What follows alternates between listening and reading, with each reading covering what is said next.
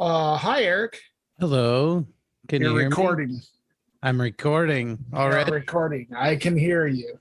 I was making fart noises. Oh, yeah. No, I was, Okay. I was going to say. I was testing my fart noise making ability. Hmm. So you were making fart noises. Yeah, I think it's pretty good. Yeah. Yeah. Sounds like a 5 out of 5 to me. Oh, Sorry.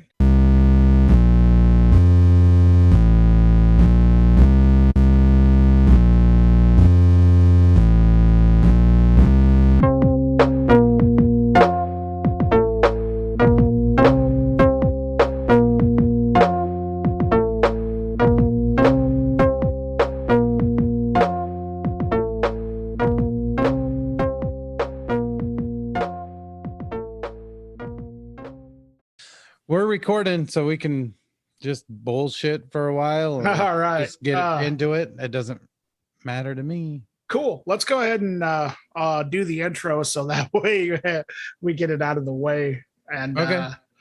so it doesn't end up like last episode where it's like 45 minutes in. Welcome to Accelerativ Thrust. I am Dan. And I'm Eric.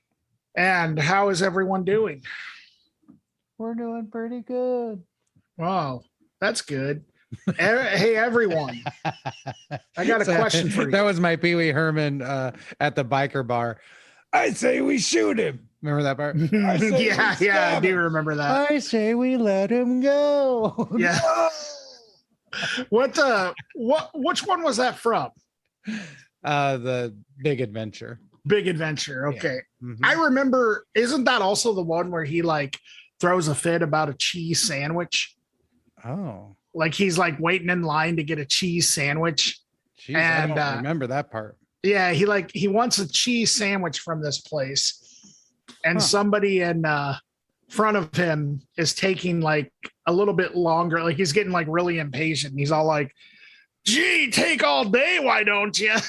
I'm just vaguely remembering. I think that one might be Big Top Pee Wee. Yeah, it might be Big Top Pee Wee. I do believe Big Top Pee Wee was the one where he had the hot dog tree.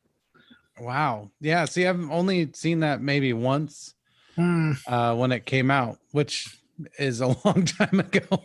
Yeah, he had. Yeah, it was a long time. I haven't had a chance to see it, so no spoilers. Okay. Okay. Well, I guess I already did kind of spoil it with the hot dog. Oh man, Pee Wee's pretty funny. Yeah, he is. I loved Pee Wee's Big Adventure.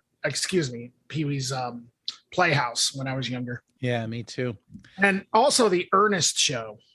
I loved the Ernest Show as well. Hey Vern, it's Ernest. Is that? Hey Vern, it's Ernest. Yes. Remember he had when that fat dude showed you how to make a fart sound with your mouth. Yeah. Dude, that guy is so funny. Oh man. And I remember I feel bad for just referring to him as that fat dude. Yeah, I remember. But at least he's not the ugly dude. Like no, Bobby. yeah, Bobby. The fat guy and Bobby are in Ernest Goes to Jail. They're like the security guards. Yes. He's got Oh that my goofy gosh. ass face. Oh man. Ernest Goes to Jail is the best Ernest movie. It's so good. It is just hilarious. Phenomenal. Yeah. Oh my gosh, I love it. That part where he makes that gun out of soap, that's like the best part. I mean, the whole movie is the best part. I remember seeing it in the theater with my dad, and my dad actually told me he had never laughed so hard at a damn movie. And like I was kind of mad about it. I mean, I think he was just like surprised because he thought it was going to be stupid, you know? Oh, and it was stupid. It was very stupid, but yeah, it was hilarious. Yeah, Ernest, those early Ernest movies up until like Ernest Rides Again, I would say. I mean, even the really bad ones, like, I don't know, Ernest in the Army or Ernest Goes to Africa, or particularly Slam Dunk Ernest. Although the fact that his basketball number is -0 yeah, really made me laugh a lot. Yeah, like, that still makes me laugh. That was really funny. -0. So My stupid. gosh. And then Ernest Goes to Camp, man. Yeah, classic. That's a very heartfelt movie, man. Like in a Yeah. lot of ways. Like at the end, it was really surprising. No spoilers. Yeah, some people haven't seen them, Some people haven't seen him, and Mhm. I in 2022, if you want to go see Ernest Goes to Camp, I would recommend it. I mean, really though, you should see Goes to Jail, Goes to Camp. Absolutely. I don't know. Absolutely. You know what though? I did come across a couple of interesting pieces of news if you would like to discuss. I would. Yes. One of them's about rap and the other one is about metal. More so like crap. That's what in I a say. way, there was a member of like Allman Brothers or somebody like that who I saw who actually said, yeah, rap is short for crap. Yeah. When they asked him in an interview. Well, God, they should stop asking the Allman Brothers anything. They really should. It might not have been the Allman Brothers. It could have totally been something any else. of them.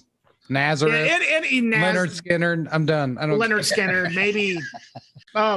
So MF Doom. Yeah. Rest in peace. Make sure you say his name in all caps. So there's going to be a biography published by Astra House Publishing. So it's a book. It's due out in 2024. So I guess it's going to be written by S.H. Fernando Jr. and the Chronicles of Doom, Unraveling Rap's Masked Iconoclast. So yeah, that's cool. Looking forward to that. It's the same dude who did the biography of Wu-Tang Clan from the streets of Shaolin, the Wu-Tang Saga. Oh yeah. And he did a book in 94 called The New Beats, exploring music, culture, and attitudes of hip hop. You know what would be interesting about that? That was written in 94.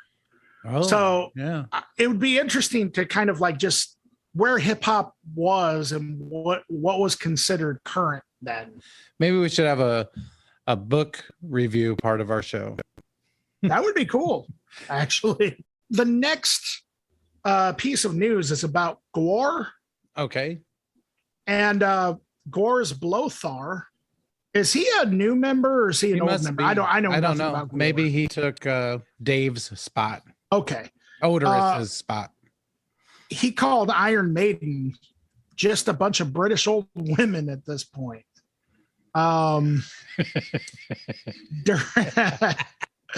During an interview with the Metal Voice, Blothar was told the band's upcoming album features some Maiden-esque parts and was asked if Gore look up to Maiden and their mascot.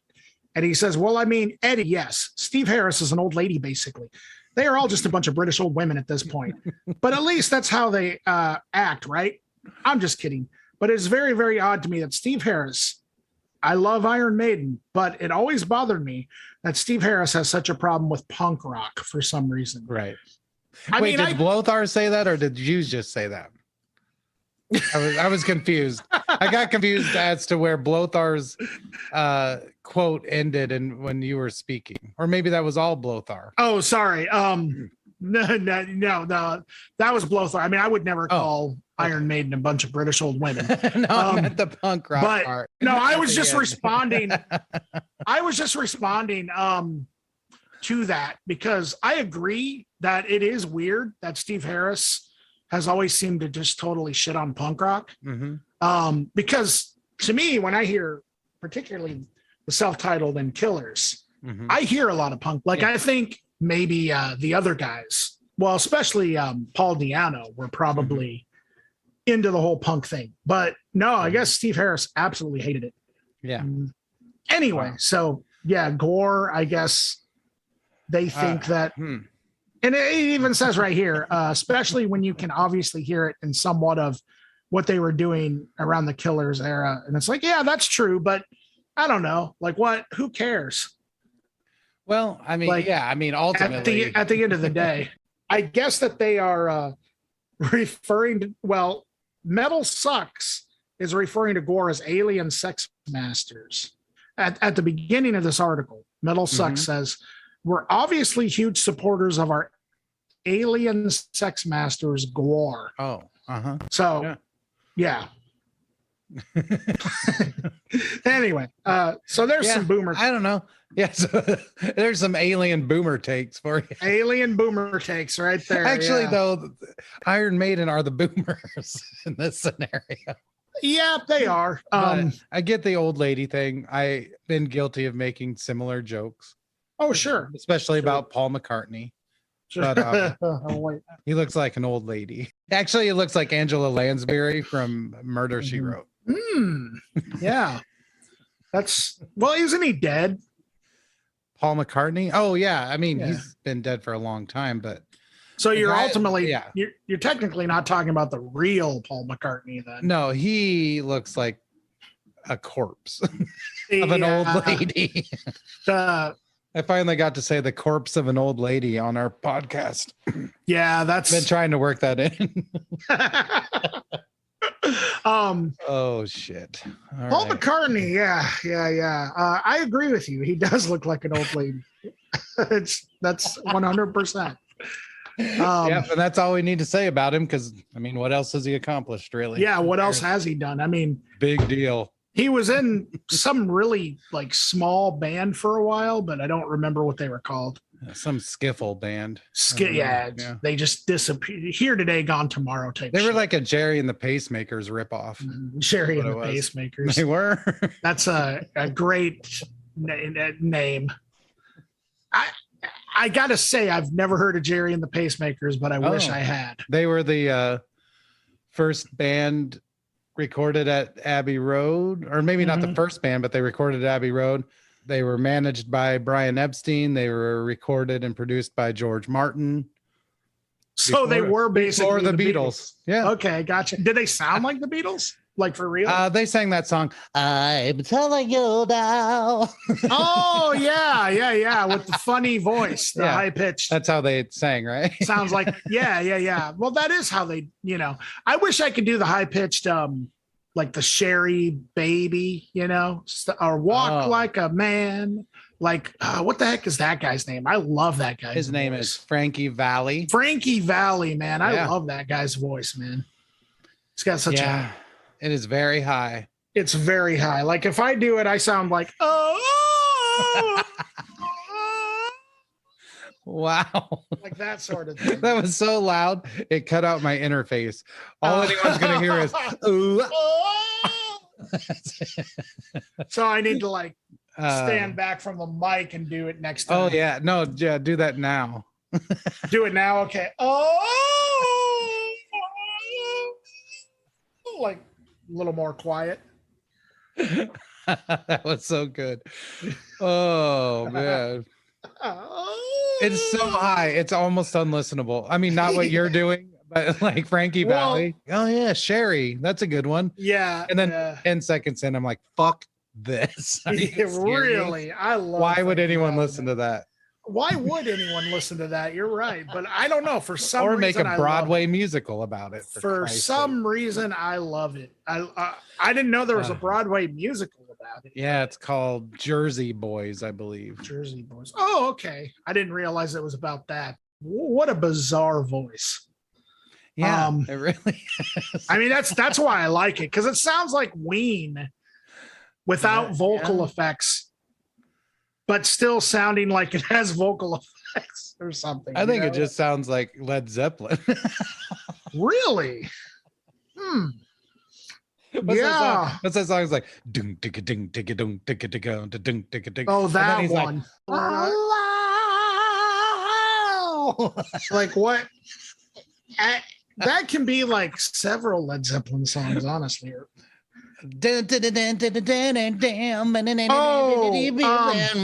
talking about Immigrant Song. How's that different than what I did? Well, because like I don't know, it really wasn't, but for some reason, like it didn't compute in my brain. This is the quality content you tune in for, folks. Exactly. Jesus, and if you don't like it, just let us know. And we probably won't change a thing, honestly. We'll probably just keep on doing it. Recording these in the morning is real weird. I get real loopy It's a really bizarre experience. It kind of feels like we're Yeah. actually at work or something. Like, like we need to be here by a certain time or something. Yeah. And I feel like I'm working harder. Like I have to be on. This is legit stuff. It is. It's We're very working an legit stuff. extra shift is what it feels like. We got a work ethic now, Erik. It's like we don't have to be here. Yeah, no, we have to do our work, but we Mm. can have some fun. It's like Saturday when you have to go to work, you know? Yeah, exactly. Yeah, and it is Saturday. It is. Yeah, that's great. Oh, You know what though? I miss those cartoons, man. If there would have been some cartoons on this morning, Yeah. it would have helped me even more. Damn. Yeah. I watched a little bit of Space Ghost Coast to Coast last night though, Oh, yeah? so that kind of helped a little bit. That's a good show. It I haven't is. seen it in a while. I think it holds up. It does. It's fantastic. It's which is amazing. It is. It is amazing. Yeah, there's really nothing that makes me think this is outdated when I watch it. It's kind of like Mystery Science Theater 3000. Like both of those shows were kind of like they sort of existed in the same sort of, I guess, idea, sort of, where it was just let's take these old things and kind of, make them stupid in a modern context. Yeah. They upcycled it. Upcycled it. There you go. Exactly. But yeah, it exists as in the same realm, if you will. Totally. Glad we cleared that up. Yes. I know you guys were all dying to hear our opinions about how Here's a show take about it in the mid-90s was, that we watched late at night on Sunday. Yeah. You want to hear two old people talk about an old TV show? Yeah, let's turn that on. But you know what? You can also hear two old people talk about new records too. That's true. Yeah, that's true. Yeah. So you're getting your money's worth. So we got 3 records like we always do. Yeah. And 2 of them are, well, one of them is mine and one of them is Erik's pick. And of course the local one. So the record that I picked is the new record from this band called Ghost, and it's called Impera. And this is kind of a divisive band, I would say, or at least somewhat of a controversial band. There seems to be a lot of shitting on them in certain circles in the metal community. Maybe it's just the people that I know. In any case, it kind of seems like this is a band that you either love or you absolutely hate them. Wow. It kind of seems that way. But this is just from an outside observer. I could be completely wrong. I could be like not seeing it the way that it actually is. And that's just because I know people who absolutely just do not like this band and shit on them.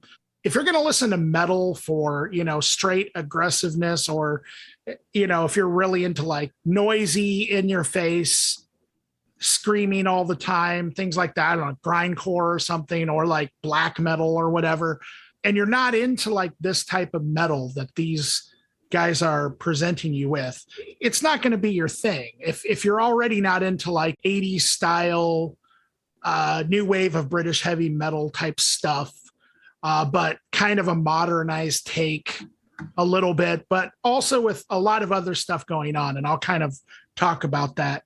I really like these guys. I've listened to every album of theirs at this point. I've actually been listening to them since they first came out, I think around 2012 or something like that. I've liked everything that they've put out personally. I think that they're a great combination of just a lot of things that are really entertaining in metal. And also I think that the songs are just really strong and always have been. So I kind of wrote a review, and this is what I said about this record, just to give you all an idea of kind of where I think these guys are sort of coming from. A sea of twin guitar harmonies and high-pitched vocals, almost but not quite reaching the registers of Rob Halford and King Diamond, with underlying eerie keyboard parts, really excellent drumming and bass rhythm. So that's the music part of it. I think that a lot of this album is just really catchy. And so if you're into like really good songs like Judas Priest, and I would say King Diamond and Merciful Fate, Iron Maiden, I mean, this kind of has that all over it. It is a little bit cheesy in parts. I mean, let's be real, but I mean, I think that that's kind of part of its charm too. To me, it's really haunting and gorgeous at times, but then other times it does sound like the soundtrack to a cheesy like 80s slasher flick or something. And I think that's cool. I mean, parts of it kind of remind me of like something like Dream Warriors from Dokken or something, you know? It's just got that sort of progressive 80s metal, but I don't think it like goes overboard with any of the musicianship. I think that what it really strives to do, and what I think it ends up doing really well, is what all the other Ghost albums have done, and that is write really strong songs that just have definitely, like I mentioned, the new wave of British heavy metal influence, but also I hear some, I don't know, doom stuff kind of going on. I hear a little bit of almost like psychedelic stuff under the surface. I would say a black metal influence, particularly in their image. If you've ever looked at their image, I definitely think that they were probably influenced by a lot of black metal. I do believe they're from Sweden. And so it would make sense that they would be influenced by black metal. Because I think black metal had a huge impact on metal coming from that area, especially around that time. I mean, it has the stuff that you would come to expect from this kind of stuff in terms of themes, like lyrically, stuff about spirituality or whatever. There's also some really great atmospheric stuff kind of thrown in a little bit. They throw in some acoustic interludes that are really cool. I will say that it is a very specific type of metal. And I think you really have to appreciate this kind of style in the first place. Like, in other words, if you're not into the high-pitched vocal ranges of somebody like King Diamond or Rob Halford or Bruce Dickinson, then you're probably not going to like this. But also, one track in particular had a really interesting, this one stood out to me. It's a track called 20s, and it had a very interesting classical influence, particularly in the intro, that actually had horns and strings. And then the guitar riff came in and started mimicking it. And the vocal delivery, not that he sounded like it, but also the music in general, to me, had a very Mike Patton-esque feel around it. Like that sort of cinematic, you know, because you heard like keyboards and other things thrown in as well, but just the beat, the way that it was structured reminded me of something that you might hear on like a Bungle or a Faith No More record.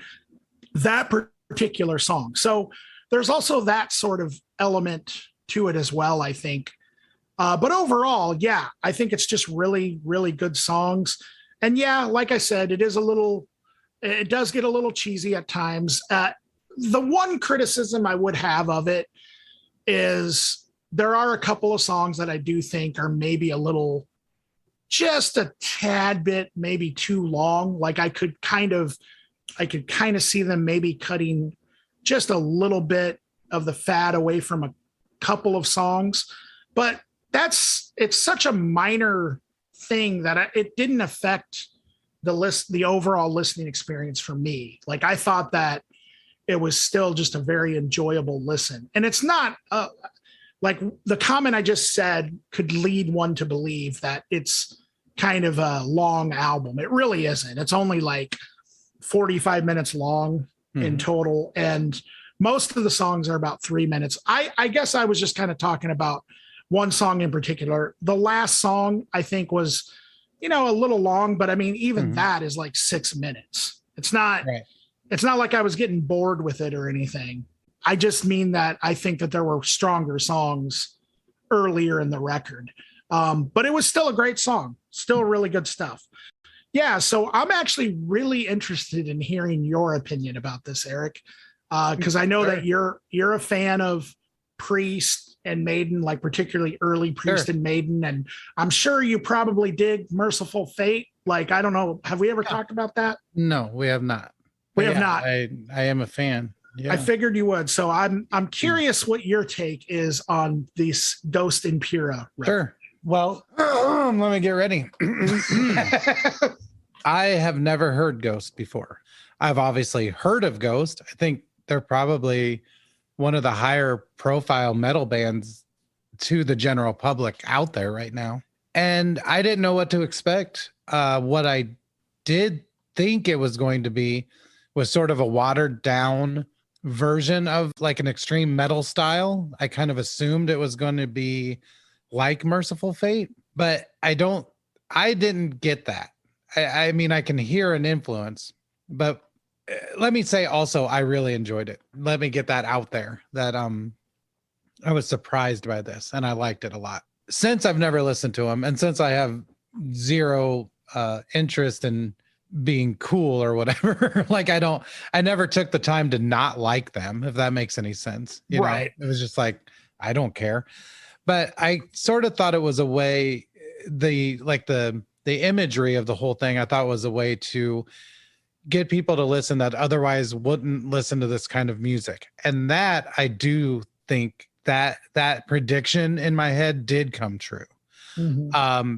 And it's kind of like with like Slipknot or something. Like Slipknot's pretty heavy, you know, heavier than most things that most normal music listeners are going to listen to. Absolutely. But I think with the masks and everything and the image they're selling, it's for some reason it's okay that they're essentially playing extreme metal. Like it's fine because they're wearing a clown mask or whatever. I don't really have an opinion about that. I'm just stating something that I feel is sort of a truth. Anyway, whatever. The thing you said was that it's cheesy. And I would argue that that's the entire point. Like the entire point of this, it's like saying Andrew WK is cheesy. Yes, it's exactly. Like, well, duh, you know? Mm-hmm. Mm-hmm. And so I came at this from a different point of view because I don't know Ghost. I don't have a dog in the fight or a dog in the race or whatever, a horse in the fight. Like, I don't care about any of that. So I looked at this from a horror metal point of view. Mm-hmm. And what's really cool is I think this is actually really exciting stuff for fans of horror and metal and that cross section. If we had like the Venn diagram of horror and metal, I think this is sort of like an infinite loop, sort of like they were inspired by horror metal and therefore it sounds like the metal that's associated with horror. Sure. So what I mean is like it is glam metal at times. It just absolutely is. It's also power metal at times. But I think those influences are directly from other horror related things, not necessarily a time period or a movement like the new wave of British heavy metal or something. Like the things I heard were things like Black Roses is one of my favorite heavy metal themed horror movies. And Lizzie Borden does a few songs on that. There's also a fictional band called Black Roses that's made up of sort of like power metal veterans. And to me, that's exactly what this sounds like. It also sounds like the Trick or Treat soundtrack, which was performed by Fastway, which the singer went on to sing for Flogging Molly. Okay. But also like Grim Reaper. Halloween. Halloween, yep. But mostly it reminds me of Alice Cooper's, like 100% Alice Cooper's 80s records. Yep. Especially Trash. Like you could have played this for me and said, oh, this is a lost album of Alice Cooper's from the 80s. And except for some of the production things, I would have been like, oh, okay, yeah, 100%. The songs sound like it, the anthemic element of everything, you know, and there's other metal that has that anthem element to it, like maybe Slaughter or Britney Fox or something, you know, like, but that's a little too hair metal, but it still has that element to it. So what's weird is like all the things I just mentioned are horror related. It's almost like Ghost immersed themselves in horror metal or horror hard rock. Mhm. And those influencers are what they're presenting. So like I said, it's sort of like a snake eating its own tail. So with that being said, though, I loved it because I love all that stuff. I'm a huge fan of all of it. I can't think of a time in my life where the things I liked converged or coalesced at the same time as much as like 1988, 1989, horror, metal, all of it. It was cool, you know, like Wasp. I mean, that's a little earlier, but I don't know. Horror and metal to me are one thing. They're not separate. And so Ghost does that. I liked it a lot. I like the production. I like the playing. Like you said, there are some like cool, spooky sort of interludes and strings, and sometimes organs will sort of swell up in the songs. I didn't really mean to say organs swell up, but anyway. So that happens. And I honestly think it's part of the image. I think it's there to remind you that they are in fact ghosts. I think it's great. I like I said, I don't care if it's cool or whatever, but if you like horror and metal, there's not really a lot of reason you shouldn't like this, except that it's cheesy. But that's the whole point as far as I'm concerned. But for me, yeah, it was just straight fun, throwback, horror inspired hard rock / metal. And I was really surprised by it. I thought it was great. So that awesome, man. Yeah, I agree with you. I think the fact that it is cheesy, I think it's supposed to be cheesy. Like, it's entertaining because obviously they're putting on a show and putting on an image for you, you know? Yeah. That's kind of what I meant when I get, you articulated it way better than I did, Eric, where I was talking about how at times it felt like you're talking about the merging of horror and metal. At times it felt like you were like in the scene of like an 80s slasher movie or something. Like, and that's why like the sort of comparison to like Dream Warriors came in for me. You know, like it had that really anthemic sort of thing about it. Yeah. Well, I'm glad you like it. Yeah. And I would say anyone who likes this, check out that Trick or Treat soundtrack. It's phenomenal. Even though Flogging Molly might be embarrassed of it, it is so good. It's just the singer of Flogging Molly? Yeah. Wow. But yeah, and the Black Roses soundtrack is so good. And they're both great movies too. So I just am getting plugs out there for my favorite horror metal. Sure. So. Yeah, that's awesome. I'll have to write those down, actually. They're pretty fun. I mean, they're not good, but they're fun. Right. Yeah. But who wants good horror? Jesus. Exactly. We want bad horror movies. If I wanted real horror, I'd just turn on the dang news. Ooh, boomer take. There you go. We need a new sound effect. Boomer take. Anyway. Speaking of boomer takes, I'm sure that my next pick will cause all kinds of them. Anyway, my pick is by an artist called Mimi Barks, like the root beer, but spelled different, like a dog, what it does with its voice. Mimi Barks root beer. Me too. It's my favorite. It has bite. It does have bite.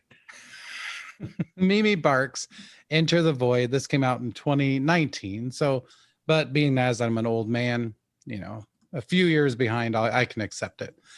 So Mimi Barks is a Berlin / London based, I don't know what you want to call it, metal trap, doom trap. I think the kids call it trap metal. Trap metal. Okay. So if you've heard that kind of music, then you kind of know what we're talking about here, but I'll go through it anyway. The vocals are, 100% brutal. They're screamed, like they're literally screamed and overdriven, distorted. There is some elements of singing and some rapping in this, but mostly it's just like some pretty cathartic kind of screaming and yelling. There's a lot of thick synthesizers on here. Really sparse and creepy trap beats. But I'll get into that a little bit more in just a second. Vocally, Mimi Barks reminds me of maybe Hannon Elias from Atari Teenage Riot, or MIA, or Yolandi Visser from d.i.y. Kind of stuff in that realm. I don't know. I thought it was really super cool record, though. Like, the production is very attentive. It's like not 1 second of this record is just on autopilot. Like, it's all under scrutiny and it's all affected and changed, and it's trying to keep you interested. And I think it accomplishes that. There's amazing use of like panning between the left and right, almost disorienting at times. Subsonic bass parts, really bendy, sort of portamento synth slidey, almost squirrely parts at times, super grimy samples, and sort of like this constant background vocal commentary, which I've also noticed like in chopped and screwed down stuff, where like every line that she says, she responds to it quietly in the background. It's really strange, but I love it. I would say for fans of like 100 Gex, Atari Teenage Riot, horror, the group, not just the genre, and Youth Code, just things like that. Yeah, otherwise I don't have a ton to say about it.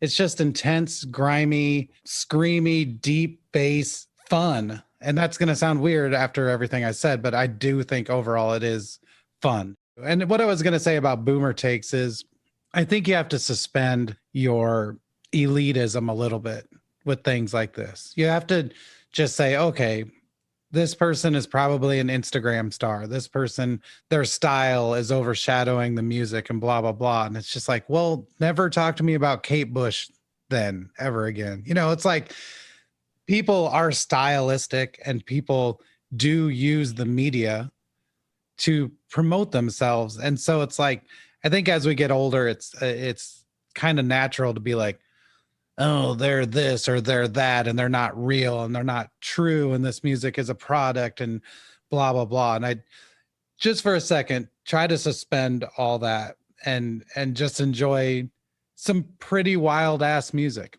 you know? So anyway, that's what I had to say. What do you think, Dan? Well, this person is just a TikTok star. This music isn't real. Yeah. And I'm sorry. The lyrics. No, I'm just kidding. I really enjoyed this a lot. Horror trap metal is what it is. If I were to put a genre to it and do a recommended if you like, I mean, if you're into any of that stuff, this is the record for you. That being said, there were definitely some things about it that I think separated it and made it a little unique to itself.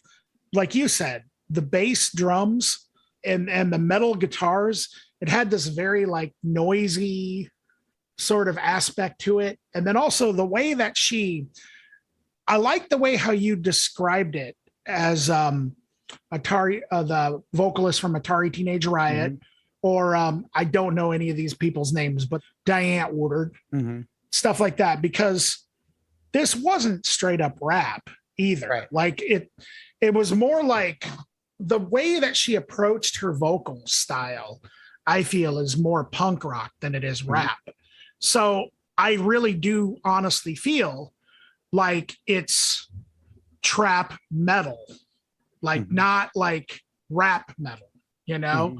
Yeah. And the thing is that I like about that is in some of the other artists that I've heard that go under the genre of trap metal, they still kind of try to almost like be somewhat lyrical, or still kind of try to exist in a place of like, oh, do I know how to rap? You know what I mean? Like sort of, it almost sounds like Mimi Barks isn't really concerned about any of that. It kind of seems like she just wants to express herself through this really powerful sort of, but like you said, the lyrics are also kind of fun and stupid at times. Like, yeah, at the beginning of the song, she yells Jamba Juice.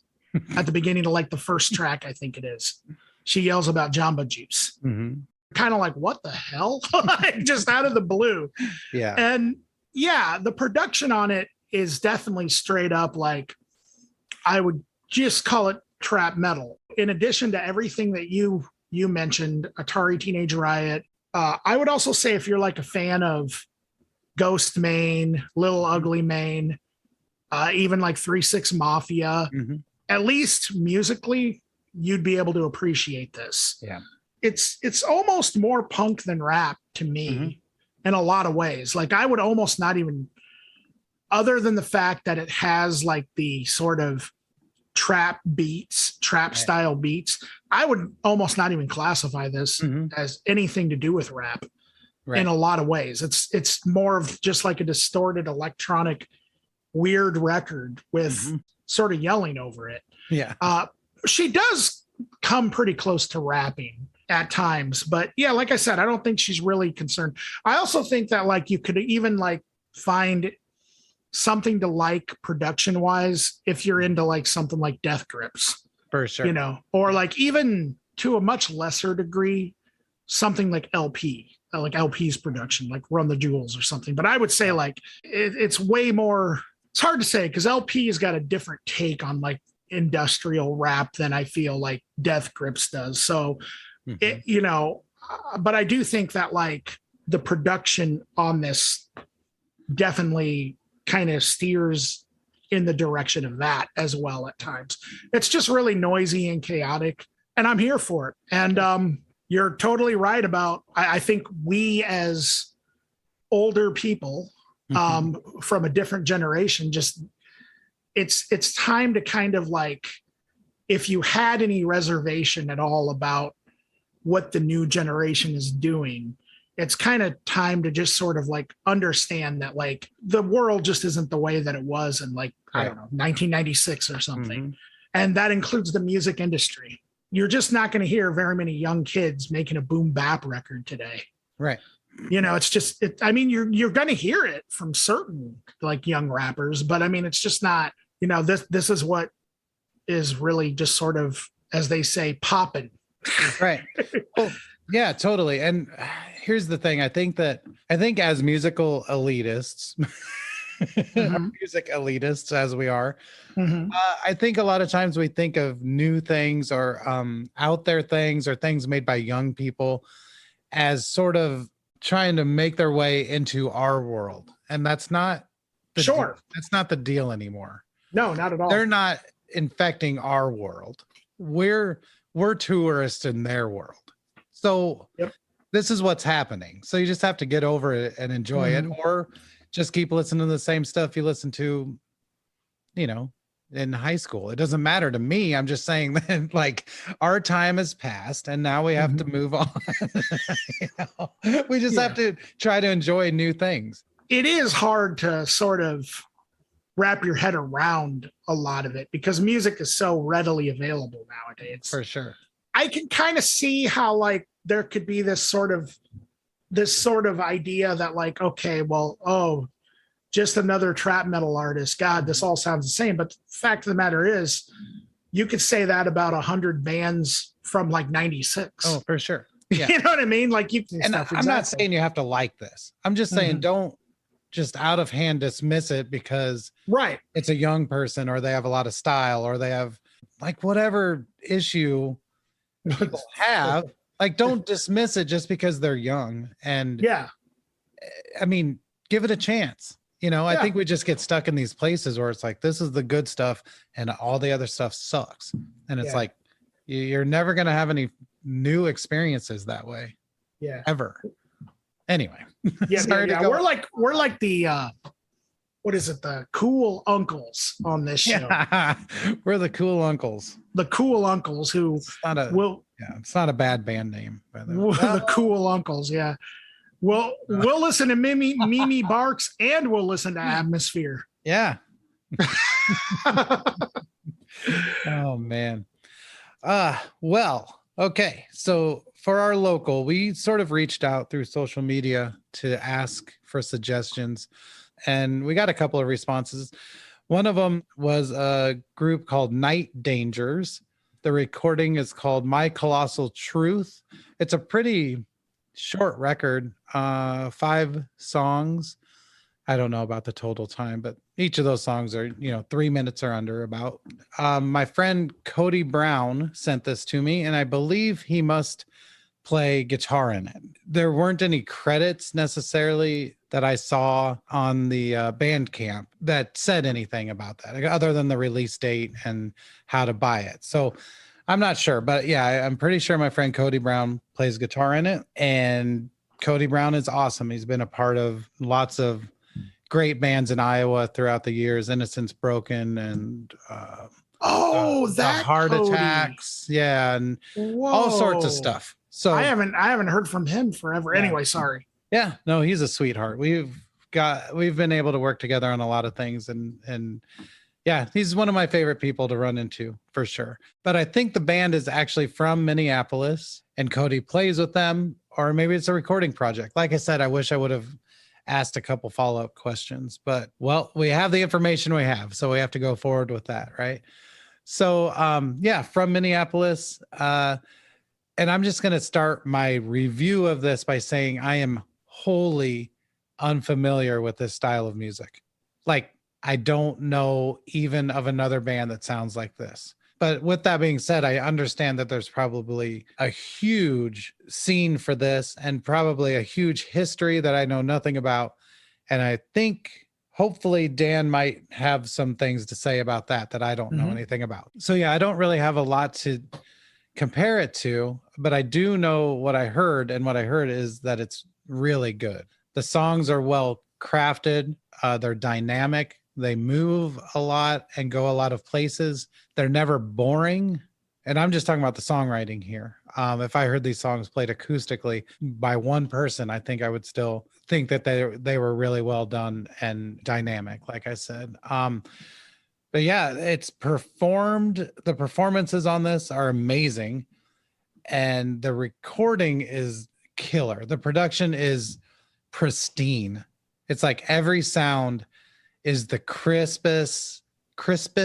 That's a terrible word. The most crisp it could be, the clearest it could be, the most exciting sonically and frequency wise. Like, it's like everything is just dialed in amazingly. I really enjoyed the interplay between the instruments. It did feel like everyone's sort of taken their own take on the song, every instrument, and sort of playing individually, but also it all gels together perfectly as well. So that makes it really interesting. You can listen to any instrument, including the vocals. The more you listen to this, the more you would hear. I think that everything is that interesting. And yeah, I think there's a lot of super fun elements as far as the production, things that like have hard cuts. There's a lot of swells and swoops and things that are almost subconscious, like they're not on the forefront of anything that's happening, but they're more there to make you feel things. There's a lot of super fun elements of electronic sounds that poke through, and that includes some moments with drum machine, moments with synths, arpeggiated parts, even just effects ringing out, which I don't know if those are guitar or synthesizer, but they really settle into it, and it adds a really different feel to this music. But yeah, I loved it, and I thought it was one of the best produced things I've heard in a long time. And you know me, I love lo-fi production too. I love things that are barely audible under all the filth and noise and atmosphere. But when someone can really be crystal clear with their production, I appreciate that as well. As far as things that it reminded me of, again, I think Dan will help us flesh this out a little bit better. But for me, sort of a Husker Du / Sugar element, a little bit of Replacements element maybe, and then Far a little bit, and maybe some Sunny Day Real Estate. But like I said, those are me just kind of reaching for things that that shared elements. I wouldn't say that this sounds like any of those things necessarily. So with that being said, I really enjoyed it, and I'll turn it over to Dan. What'd you think? Well, sometimes you just need to hear a great song. You know what I mean? Mm-hmm. And this delivers that 100%, 5 times in a row. Right. Like all 5 of these songs on this are just masterfully written songs. The melodies are absolutely amazing. As you said, Erik, the production, absolutely incredible.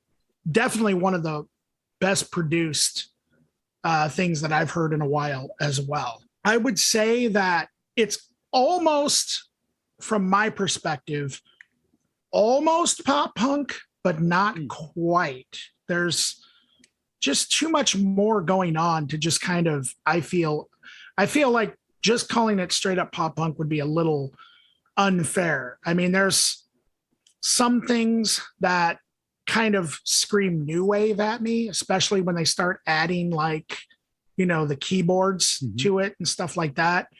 Definitely straight up like indie rock in some parts, or even like when it gets kind of acoustic, I would almost say elements of like alt country. The singer, now this is where I'm gonna definitely make like somewhat of a comparison here. Mm-hmm. And this is by no means, this is 100% a compliment, because these 2 singers to me are actually really great singers. And some people may disagree, because I know that Tom DeLonge from Blink-182 / Angels and Airwaves, some people think that some people are not as much of a fan. If you know anything about Blink-182, well, right now, Matt Skiba from Alkaline Trio is the second guitarist and singer. But Tom DeLonge, of course, was the original singer, second singer and guitarist. A lot of people, I think, tend to prefer Mark Hoppus's vocals over Tom DeLonge. I love Tom DeLonge's vocals. And the singer of this band reminded me of a combination of Tom DeLonge and, I don't know his name, but the singer of the Goo Goo Dolls, sort of a little bit. But the music really reminded me of stuff like Motion City Soundtrack, Modern Baseball, the Get Up Kids, maybe even elements of, I don't know, the Broadways. You remember the Broadways, Erik? Yeah. Mm-hmm. Elements of that a little bit. Yeah. And yes, I definitely hear the Replacements. I definitely hear some Weezer-ish stuff kind of going on. Jimmy Eat World, Brand New, The Loved Ones. I mean, so basically, like what I think is that if you're a fan of sort of emo, pop punk, alternative music, but without, like, I don't want to just call it emo, pop punk and stop there. You know what I mean? Mm-hmm. Yeah. Because there's just a lot of other elements kind of going on there. Mm-hmm. If you're a fan of just really good songwriting in sort of like that style, then I think that you're going to love this record, because there's nothing not to love. Mm-hmm. And I think even people who aren't maybe not into that kind of music, there's enough things that kind of stray away from that path that I think even people who normally are not into that kind of music could really find something that they like throughout these 5 songs. So yeah, I just think it's a really well done, really well crafted EP. Yeah. So fantastic. I had no idea that Cody, because I remember you mentioned that your friend Cody. I had no idea it was Cody from Innocence Broken. I wonder if he remembers me. I don't know. Maybe he'll listen and then he can reach out. Well, Cody, if you are listening, I used to be in Girls of Comanche. I was the guitarist and vocalist, and I wonder if that will ring a bell, because I know that Innocence Broken, we played with you at least a couple of times. Yeah. So, cool. All right. Well, speaking of live music. Oh, shit. Yeah. I always forget that. What's wrong with me? All right. So starting on Wednesday, the 25th, which for the listeners will be tomorrow, at Roz Talks, we have Mop Cut, whom I don't know. Noisy soundscape. I'm just picking up some words as I scroll through. Anyway, Mop Cut, look into them. I don't know, but they are playing with Bob Bucko Jr. On Friday, the 27th. This is a new venue for me anyway. It's called Boggs Hall Avenue Tavern. So I don't know what that is. But anyway, it's Burial in the Sky, who is psychedelic progressive death metal from Pennsylvania. And they're with Anthro Pollution and Zod Visturg. I don't know. Kind of just throwing that one out there because I didn't know the venue and I don't know the bands. And, you know, let's get out of our comfort zones a little bit. Sure. That's the theme of the show today. Comfort zones. Let's get out of them. Yes. So don't exist in a bubble. Yeah. Yeah. Bubbles are for Michael Jackson. And for blowing. Classic elementary school joke. Yeah. Classic. Did you know Michael Jackson blew bubbles? Well, I guess I was in my mind making it unrelated, but anyway, it is related, and yes, it is a classic elementary joke. All right, okay, we got to get back on track here. So Saturday, the 28th at the Skylark, we have Dead Awake, Our Common Collapse, Neck Rung, Blind Equation, and Xenospawn. That, like I said, that's Saturday the 28th at the Skylark in Rock Island. It's going to be very metal. And then at Gabe's Oasis that same day, Saturday the 28th, Favali, Dark Dream Pop. That sounds cool. They're from It does sound cool. Savannah/Chicago. It's a long drive for band practice. And also Lexo Leto and Sarah Ann Colder will be playing that show. So that's pretty cool. That same day, the 28th, it's at the Trumpet Blossom in Iowa City. It's American Cream. They're from Minnesota. And Center Friends of Iowa City and Salad. That's it for the week as far as I have. And again, if there's anything that we're missing, let us know. You can message us and on Facebook or Instagram. And for sure. Let us know and we'll be glad to put your event on the Accelerativ Thrust podcast. I'll be so happy to do that. We would be very happy because there probably is a lot of stuff we're missing for sure. Oh, absolutely. And there's going to be all kinds of stuff next week too. It's not like it's a slow week this week or anything. I mean, that was a lot of cool shows you can go to. But I do know for a fact next week is pretty full of bangers. So that's that. I mean, I don't know. I guess that's our show. That's our show. Yeah. I think anything you want to talk about? Not really. I just took a drink of water and it made me kind of cough a little bit. Wow. Now we could talk about that. Yeah. And how water goes down the wrong throat. The wrong throat. Yeah, you have more than one throat. That's what I was always told when I was younger. Oh my God. Wow. Like it went down the wrong throat. We only have one. I don't know. I assumed so. Okay. I always heard the wrong tube. Wrong tube. Okay. Yeah, but that makes sense. Yeah. Yeah. I think we all got at least two throats. Yeah. Humans are mostly just made of tubes. Yeah, we're made of tubes. If you think about it. It's true. Everything's tubes.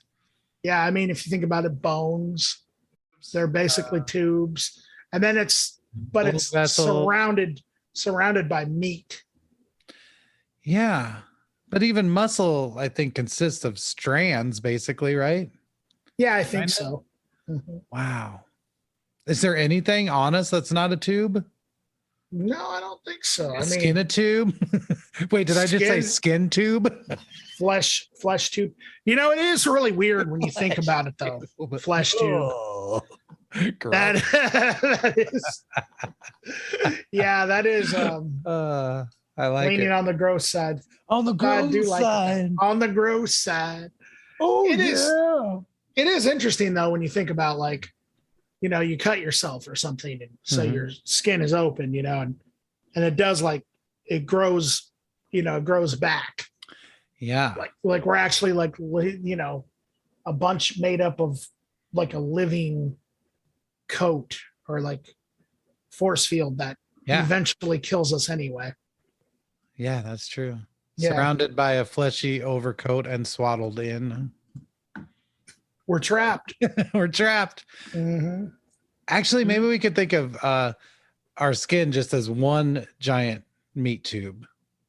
There you go. Oh, yes. And it's like just sealed at the top, kind of like a sausage. Right. Like casing. Yeah, well, it's a casing. Oh my God, that's so true. Yeah. Wow. Very true. We're amazing. We are amazing I mean, creatures. if, Come on, if, man. Oh, I thought you were talking about just us, Eric. Well, I mean, us especially, Okay. but Yeah. in general, humans are just, I mean, wow. I'm just really thinking about our biology now. It Sometimes really, it's encompassing. I get sort of distracted when I think about human beings. you know, you think about like everyone's like, oh, where are the aliens? We're right here, motherfucker. Yeah. Yeah. I think about that nonstop, that we've gone further into space than we have into our own planet. Well, I mean, unless Anthony Kiedis was right and space is the final frontier, but it's made in a Hollywood basement. What does that even mean, though? It means what you want it to mean, Eric. But the way I interpret that is that space is not real. That it's, well, I'm glad it's not made in a Muscatine basement, because then it would be meth. if it was made in a Muscatine basement, it would be really trashy. Yeah. And at least in Hollywood, it's trashy also, but a different type of, it's a high class trash. High class trash. That's high us. class trash. That's what it is. That's Hollywood. T-shirts coming soon. T-shirts coming soon. Dude, Accelerativ Thrust, high class trash. I like that. Yeah. All right. Well, should we let the kids off the hook now? We should let the kids off the hook. Thank you for listening to our trap metal episode. And you all have a wonderful day, week, or night, or whatever it is. Yeah. Bye. Bye. Nice.